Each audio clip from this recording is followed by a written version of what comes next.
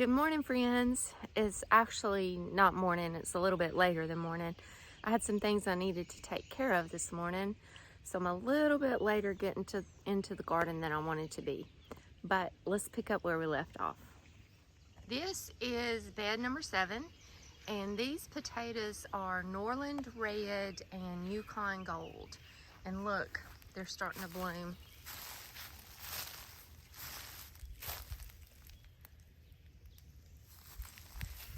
Now we have been covering these potatoes, or healing them is what you call it, where you keep putting soil or hay over the foliage as it grows.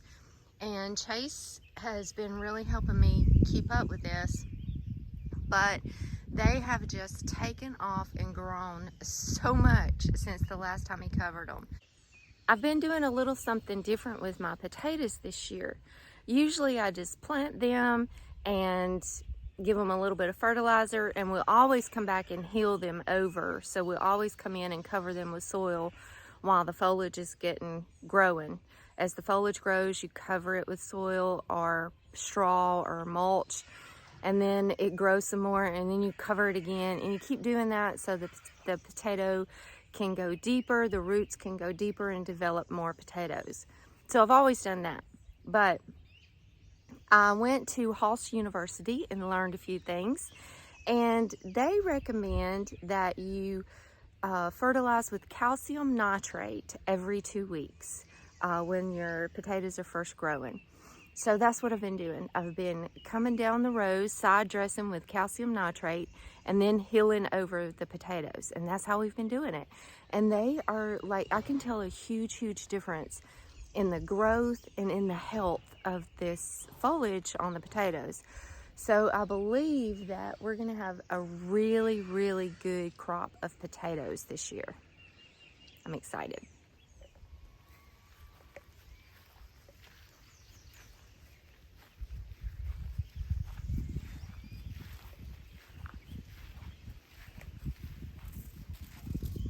Got my other hibiscus here, my roselle. And then on these cattle panel trellises, I have got some sweet peas planted, and they're coming on. I love sweet peas. Just a good garden snack.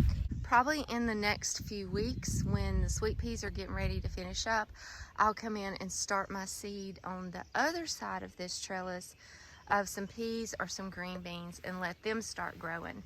And then about the time these sweet peas are finished up, I can yank those out, and then I'll have my next pea or green bean grow in there. That's my plan. At the end of my bed here, I've got all of this space that I've left, and I'm probably going to grow some flowers right here. I haven't really decided what I want to put here yet, but we'll see. I've got a little rosemary over there, and then right here I've got some borage planted. And these are my table grapes. Now, table grapes aren't easy to grow here in the South, but these are a few varieties that grow really well for us. They're Pierce disease resistant, and that's usually the problem with growing table grapes in the South, is Pierce disease. So these varieties are Pierce disease resistant. Now, they do have seeds. There's not really a seedless grape that we can grow here, but these are really good table grapes. So on this side here, on the front side, I've got Foxy Lottie, which is a native table grape. It was found on the property of a lady named Foxy Lottie, and it was found in Tuskegee. So it's a really good grape. I would consider it probably like a wine grape, more of a wine grape maybe. And then right here is Stover. Stover is a little green grape, but it's packed full of flavor. And then on this side of the arbor, both of these are Daytonas. And Daytona is a purple grape. It's a really good sweet grape. These two over here started leafing out a lot quicker than these two, but they're coming on now. Okay, this is my next bed. I really don't have a lot in here yet. I've got some borage. There's a volunteer potato coming up because this is where I had my potatoes planted last year. I've got some bell peppers here. I've got the little mini bell mix from Hoss, and I've got the touchdown green bell pepper from Hoss. So really, we're not big pepper eaters. We do love bell peppers. I cook with bell peppers. I cook with peppers. And we like poblano peppers. I like to stuff those with the cheese and everything. But we're not huge pepper eaters. And I always grow a lot of really cool peppers, and then we never eat them. They just become garden ornaments in the garden. So, like, I don't eat hot, spicy things. Jean and Chase like hot, spicy things, but we just don't eat a lot of it. So I've got a lot of peppers still put up in the freezer from last year. So I decided not to take up a lot of my garden space with peppers, and I'm just growing a few just for some fresh eating. In this bed, you can see how I have my rows laid out, and I'm trying to decide what I'm gonna plant in these rows. On my plan, I have to plant bush beans. So I can't decide if I'm going to give this space to bush beans, if I'm going to give this space to okra, or what I'm going to do with this space. I'm going to make that decision today though, because I want to get some things planted. But Jean has talked about last year out there, we did a market garden where we did tons of beans and okra and corn and melons. And it was a lot, and we had discussed we weren't going to do that again this year, but I think we are going to just plow up a few rows, till up a few rows, and maybe do our okra and corn and maybe a few melons out there. I think that's what we're going to do, because I really we eat a lot of okra and we love fresh corn, and melons take a lot of space to grow and spread. And I've got a lot of different melons I want to try this year from Hoss, and from a sweet friend that sent us one called Crenshaw melon. I've just got a lot of different melons I want to try. So I need that space. And last year when we did that market garden out there, I really didn't enjoy it because I couldn't keep control of weeds out there, because that was a tilled garden. And I like to grow no-till. So that's what all of my beds in my potager garden are. These are no-till beds, and I can keep control of weeds. It's really good soil. I've hauled in tons of compost here and created these beds. I can manage these, and I can keep control, and I can grow some really good healthy food here.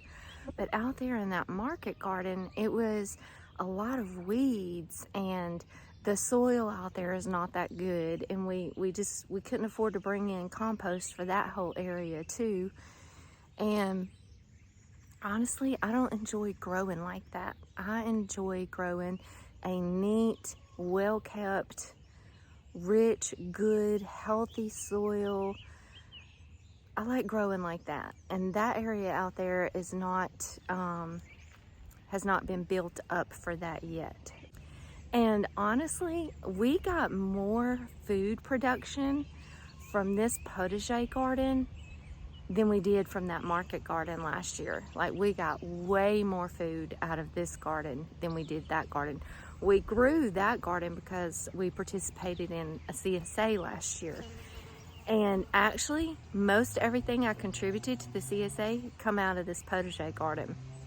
So it was like a lot of work and not as much reward or harvest as this garden was. So we weren't going to do that this year, but I think we've decided we're just going to plow up a few rows for the okra, a little bit of corn, and some melons. Maybe. We're talking it through. Whatever we decide to do is going to get done today, though. I hope. Fingers crossed. I hope.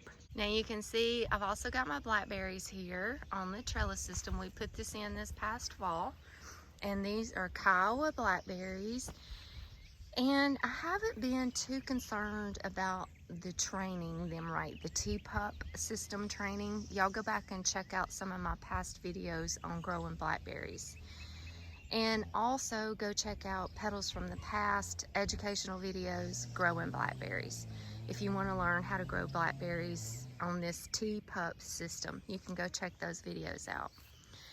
But I just planted these this fall, and I'm not really concerned about the training properly yet, because I'm really not going to get a whole lot of berries this year because we got such a late start. So what I'm going to do is pretty soon I'm going to start training the new primocanes that are starting to form and come up. I'll cut out these old floricanes that we do have. We don't have many, but the ones we do have, I'll cut those out and I'll start retraining my new primocanes. And then that's gonna make a beautiful trellis and some delicious berries for next year.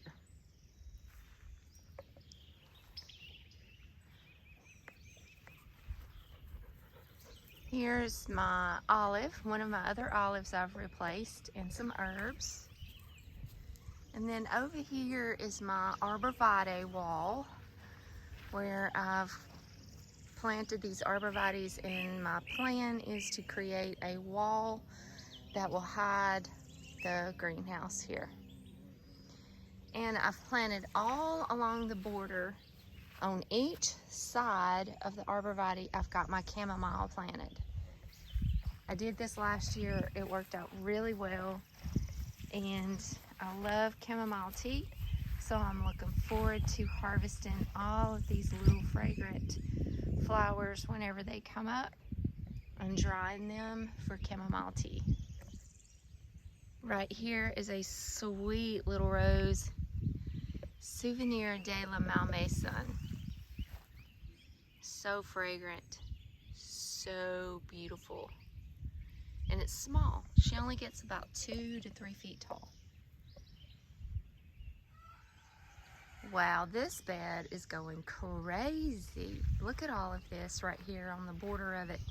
I've got Jerusalem artichoke that came back from last year, came back with a vengeance. And I've got blanket flowers popped up. I've got some yarrow over here. Let's see, can you see her? Right there. I've got strawberries that I had some extra ones, so I popped them in over here. There's a ripe berry. I'm gonna get that. I need to get this and eat it. Oh, yum. There's some borage.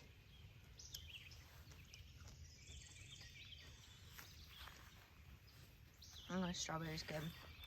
There's echinacea popped up. Look at all that echinacea. Wow, it really multiplied. More blanket flower. Or Gallarda is the botanical name. I love this blanket flower. It blooms when it's 100 degrees out here and everything else is just wilted up and refuses to bloom. This blanket flower will be blooming and going strong. So I've made me a little pathway here that leads to my blackberry trellis back here. And on this side of it, I transplanted some goji berries here from the orchard. These rows here, nothing's in there yet, but my plan is to put some sunflowers, and I ordered the blue gem corn, and I'm excited to grow it. It's beautiful. So that was kind of my plan, to do sunflowers here and that blue gem corn. Like I said, those decisions are being made today because I want to get some planting done today. Those strawberries are so good. These are Chandler strawberries that Hoss sent me. Gosh, it's been a while ago. Like what, November I planted these? They're so stinking sweet. So good. Yum. Here we are at my raised beds, and I'm so pleased with these raised beds Gene made me. I just love them. I love the old recycled tin. He's gonna come back and put me some wood around the top because those tin edges will cut you. And I can be cautious about it, but whenever we have little children over here, I don't want them to get cut. So he's gonna put me some wood around that, and I just love this. I love these recycled tin raised beds. He's got to build me one more down there. We've got the space for it, but we ran out of recycled tin, and I want to find some that looks exactly like this. So whenever we find that, he's going to build me another one. But right now, I've got my strawberries and asparagus in this bed, and some borage. Borage, strawberries, and asparagus are excellent companions together. There's borage, strawberries. You can see my asparagus starting to come up. I'm so excited about this little grouping here, this little companion planting group here. I think it's going to work out awesome, and I'm so excited about it. Look at these delicious strawberries in here.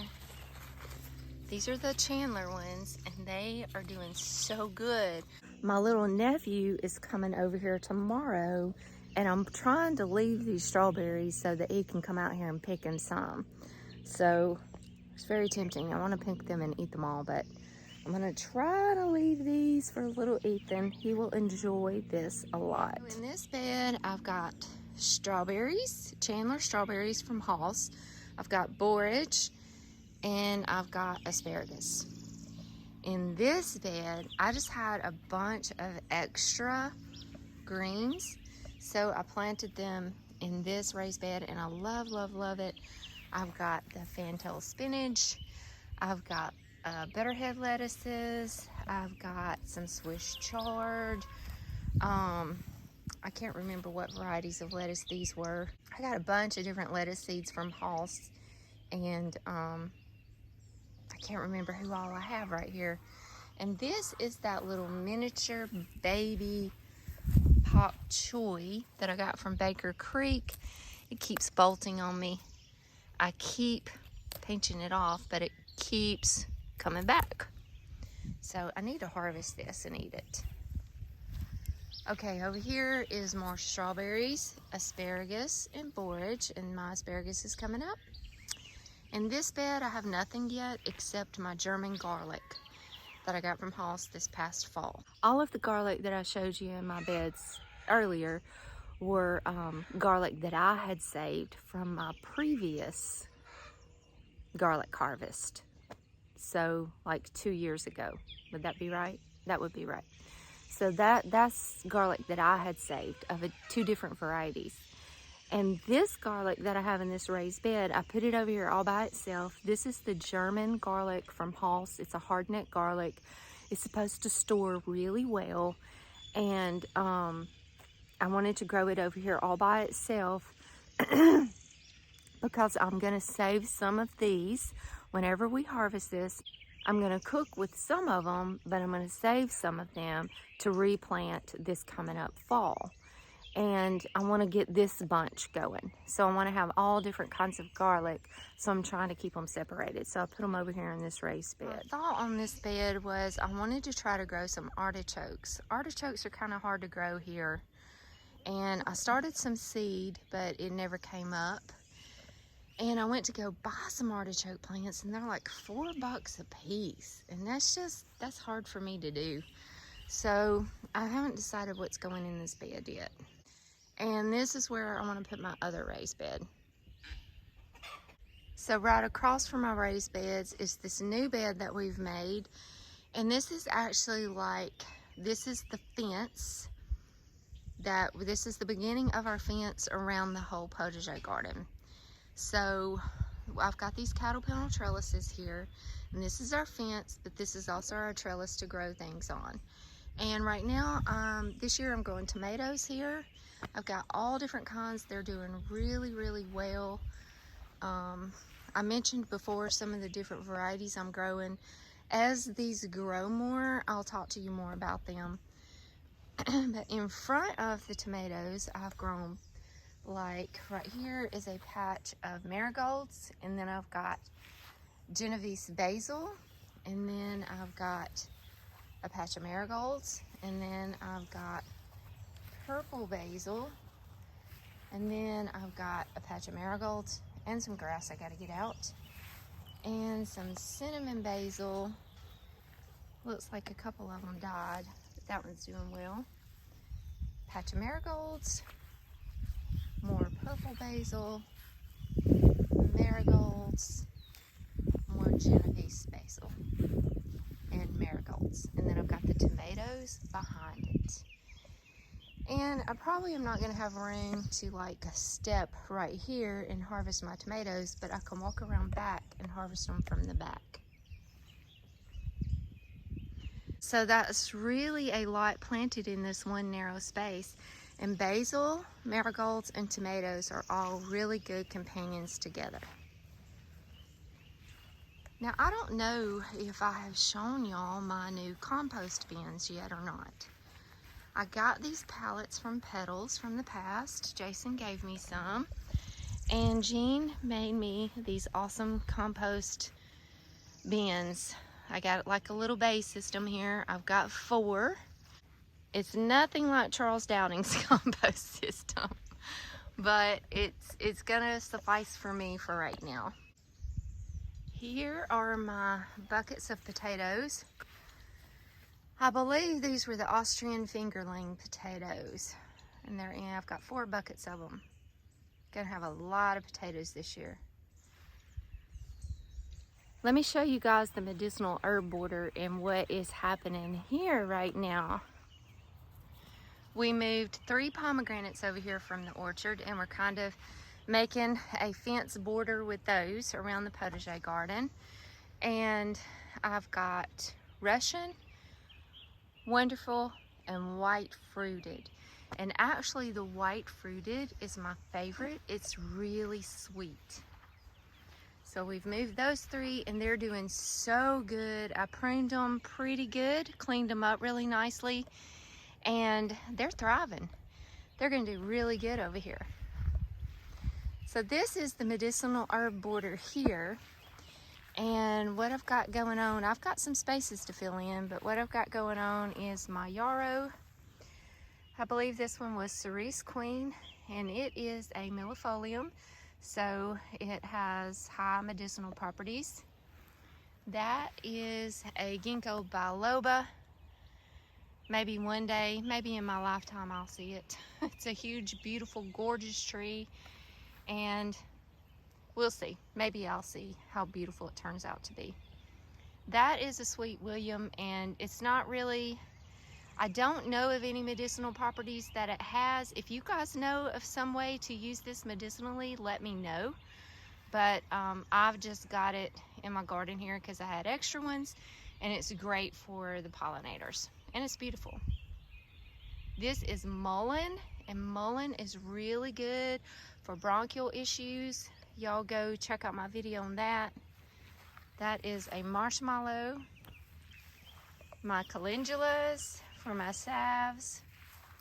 This is Katy Road Pink Rose, and I grow this rose in my medicinal herb border because she makes ginormous rose hips. Lemongrass that is trying to survive. I see a couple of blades of green, so I'm just gonna leave this. It's not pretty, but I'm gonna leave it in hopes that some life will come out of it. I've got a roselle hibiscus. This is Old Blush, and it's here because it makes some good little rose hips. Calendula, horehound, hyssop, anise hyssop, and back there is another marshmallow. Echinaceas, comfrey. This is pennyroyal, it's a mint, and it's super hardy. It's tough, it's easy. You can walk on this and it won't mess it up, but you'll get that smell, that fragrance.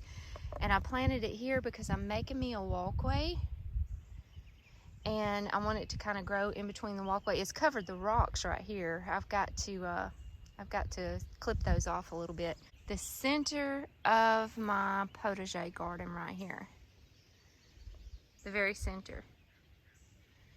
And I did have my bench right here, but I've moved it, and what this is going to end up being is a wall will be all behind the border, and I'm making a pathway here that you can walk through, and right here will be a gate that leads you this way. I don't know if you can tell from on the video here, but this is a slope. This is a bit of a hill that goes down into the valley, and on each side here, there, and over here, we're gonna do muscadine trellises and kiwi. So it's gonna look like a vineyard style.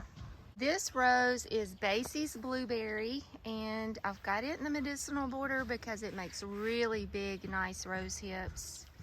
That is catnip. More lemongrass back there.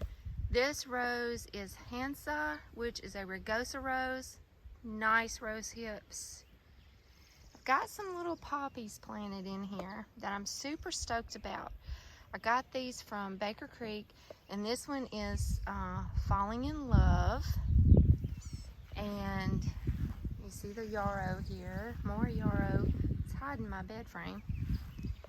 That's Lemon Verbena.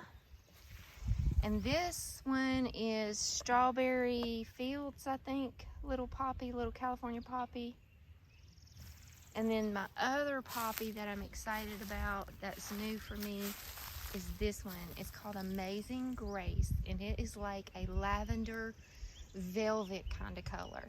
And I'm super excited to see this bloom. I think I've already showed y'all this little grouping here. Blanket flowers, Sweet Williams, there's a Johnny Jump Up. And this rose here is a damask rose, and this one is called Autumn Damask. And I really am growing this one for fragrance. It has a real high fragrance, and it's really good to make beauty products with. And then eucalyptus.